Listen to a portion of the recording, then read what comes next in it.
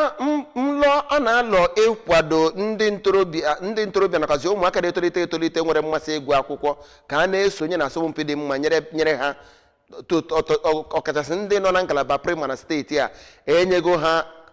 ikikere maka ịkwụrụ ha ụgwọ akwụkwọ bụ nke sitere n'aka Nduka Fundation na mmemme mere na Chime Hall Abagana ewepụtara ego ruru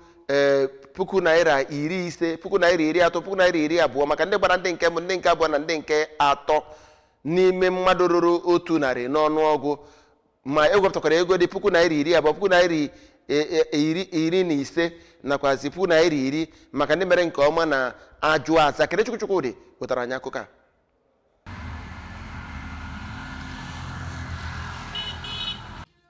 Ka ọ na-ekwu okwu na ya bụ mmemme, onye chọpụtara ya bụ foundation Chief Chinwe Nduka kwuru na ya bụ foundation bụ nke ebidoro afọ 6 gara aga, bụ nke ebumnobi ya bụ ịkwalite ime nke ọma na agụmakwụkwọ nke n'ịkwalite